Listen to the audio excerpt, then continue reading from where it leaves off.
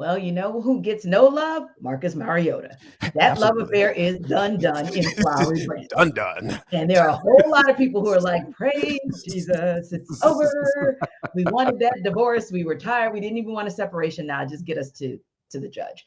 And we're there now. We've got the final word, the official word from Arthur Smith this morning in the press conference for the first practice leading up to the Saints game, right? He Right. confirms that Marcus Mariota will be going on IR.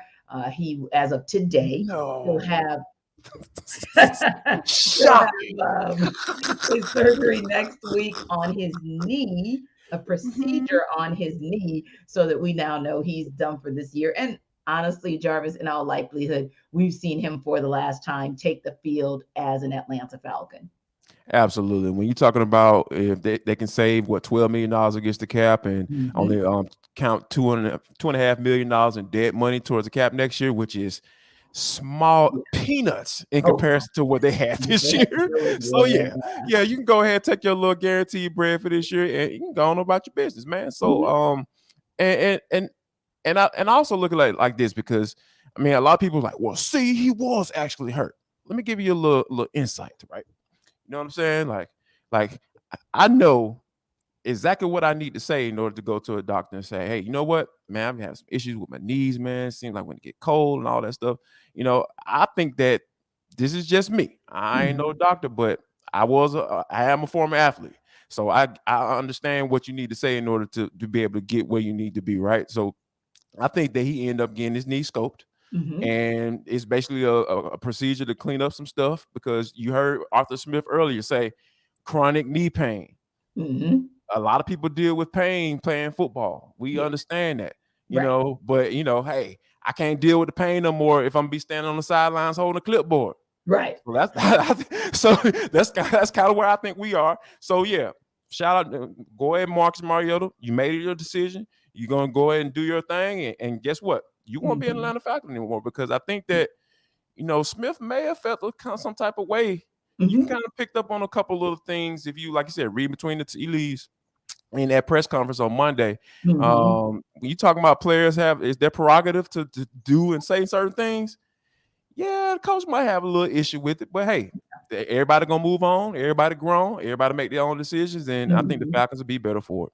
Yeah, I believe the same. Now, one of the positives that Marcus Mariota brought to the table was his ability to scramble. He was Indeed. definitely a key component of the run game and why the Falcons have been top 5 all season long in their run game, their run attack. So you lose a little bit of that, but I would say I also think people may be underestimating and maybe overestimating what Mariota was able to do versus Ritter and maybe underestimating Ritter greatly. So that said, to me, I feel like, yeah, you're going to have a little bit of a drop off, but I don't think that's a bad thing because we're continuing to see Tyler Algier step up. We're continuing to see Caleb Huntley. We're continuing to see Cordero Patterson do his thing to the point where they released Damian Williams. So, I mean, not that he was ever serviceable, but my point being, you have a good running back core. Your running back by committee has been working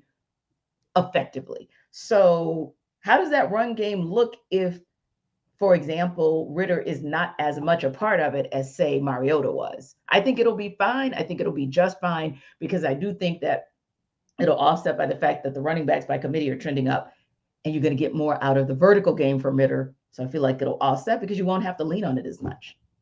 Yeah, I think so too because the vertical game, that's definitely one that's the key one for me. But I think another Yeah. piece of that too, T, is moving the pocket because we know that Yeah. Desmond Ritter isn't Marcus Mariota from an athletic and being able to run the football standpoint, Mm-hmm. but he can move. He Yeah. can move. He can be on the move, and I think they're going to move the pocket around, get him on some rollouts and some play action. You saw that when he was with Arthur Smith was with Ryan Tannehill, and Ryan Tannehill flourished in that type of system. So I think all of those things are going to come into play. You might lose the athletic ability from a running the football standpoint, but you're going to gain some things too. Like you said, the vertical. I think that vertical game is going to look better. I'm putting my football acumen. I'm putting my bachelor's degree in football on that, and I'm working on my master's for those who like to question what I got going on when it comes to this football stuff. So I will put that on that Desmond Ritter will put some pressure on some defenses from time to time when it comes to throwing the ball down the field. And Arthur Smith is going to move the pocket. And like I said, he's going to put him in a good situation because I really wholeheartedly trust Arthur Smith as a play caller. Yeah, and give him some time, fans, because you may not see the things that Jarvis and I are talking about immediately, right? So the vertical game is going to be there because he has greater arm strength than Mariota has, right? So you're going to see him get the ball down the field. Now, it may not be the first throw that he has. It may not be a la Matt Ryan. I hear the legend Michael is Jenkins, or first pass, first touchdown. It may not be anything like that, you guys. So give him a break. But I do believe that as time goes on, you're going to see that timing worked to perfection. And the fact that he has been working with Tyler Algier during the bye, I think that's also a positive. And I want to catch the ball too. This is the thing I like about what you said as well. When you look at Desmond Ritter's decision making, when the pocket moves for him, whether that is at the last minute at the line of scrimmage, you kind of doing an audible, or whether you're moving around because your O-line is giving you the opportunity to kind of make some decisions on trying to get to your second or third read. I just believe, first of all, he's gonna know how to get to his second or third read. Let's just start right there. Because we complained the entire season, my God, Marcus Mariota, can you please go past your first read?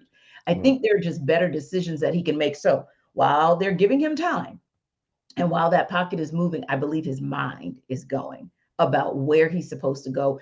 And to your point, that's going to be one of those intangible advantages that you may not see on the stat sheet, but watch what it eventually does in terms of making sure there aren't errors like I'm literally falling on my back and then I'm going to decide to throw the ball. I don't think you see Ritter make that mistake even as a rookie. And I also think you're going to see how chains move a little bit differently in terms of getting you into more third and short situations, or even being able to go down the field and convert on second down. So that's something that I really think is definitely going to be maybe not a statistical positive, but you'll start to see that productivity come alive. And the other piece I think is this: there are going to be some position players and some groups that are salivating. They've already kind of intimated that in these last couple of days in these press conferences. So it really got me to thinking, okay, which position group or player, I'm going to give you that option, which position group or which player is going to benefit the most from Ritter taking over? Is it going to be who we talked about is going to be Drake London or the entire receiver core? Is it going to be Tyler Algier or the running backs by committee? Or is it going to be Arthur Smith's favorite group, the tight end room, or Parker Hesse? I mean, who's going to be the ones that are like, can't wait for Sunday? I think overall, the wide receiver group is going to benefit, but the person who I think is going to benefit the most has to be Drake London, because I want to go back to rookie mini camps when those guys were dorm mates. That's all they were asked and talked about, as far as those guys being in the dorm together, being understanding, like, okay, we have a lot of similarities. Yes. Hey, I want to work on my game. I want to be great. I want to be able to do this. I want to be able to come in and change the culture, right? We talked about Dean Pease and how he's always want to change the culture on defense. Yes. Drake London and Desmond Ridder were talking about changing things and being charged with and being okay with that, right? It's one thing to say, hey, we want to do this, but there's another thing to be able to carry that load and to do it. You know what I'm saying? So I think that Desmond Ridder and London are already on the same page from a chemistry standpoint, because those guys got to know each other really well back in the spring when they were dorm mates. So and that wasn't done. That wasn't a coincidence either. That was done specifically so those guys can establish a rapport with each other for this moment. And I think that we're going to definitely see get a glimpse into that on Sunday against the New Orleans Saints. Yeah, and low key about 2 weeks ago, because of course we're coming off the bye week, but about 2 weeks ago, maybe 3 weeks ago, Drake had some commentary that low key told me, okay, bro wasn't pleased. Brother was not pleased with what was going on that field, and it had nothing to do with how things were being schemed necessarily. It was execution. And you kind of started reading the tea leaves like, yeah, this is going south. And the other piece there is this, and I was so frustrated with myself because I should have taken a picture, but we got to this point, and I looked Sunday, I thought about Arthur Blank. And for all intents and purposes, I was like, yeah, this has been coming, because I read his body language in that last press conference, and I said, oh, yeah. it's time for a change. It's time for a change. And now you're starting to see Jarvis and of course, we haven't spoken to Arthur Blank directly. That was just me kind of watching body language. But on that same token, you're hearing from more players, from more positions who are saying, A, hey, it's a change. It's all good. And B, some who are endorsing and saying, hey, we are ready. We're ready to rock behind him and we're going to get this thing done. So I'm excited to see what's going to happen. And of course, we can't wait to dig into this even more because as more information comes out of Flowery Branch about what these transitions look like, we are going to let you guys know. But this is something that's trending nationally. So you may get some reaction to this as a big story from Locked On Sports Today, because that's what they do. They talk about all the big stories. So if you want to get the reaction real time, and sometimes, they'll dig into something very important, like the passing, of course, of Mississippi State coach Mike Leach, which was unexpected. That is something that they react to. And some may even give some stories of when they had an opportunity to meet him or interact with him. So check out Locked On Sports Today because they get it done big time over there. And just like you guys love our next segment for the culture, you're going to like them with their take of the day. So don't forget, once you check out ATL Day Ones on the Odyssey app, YouTube, or wherever you download your podcast, your next stop definitely should be Locked On Sports Today.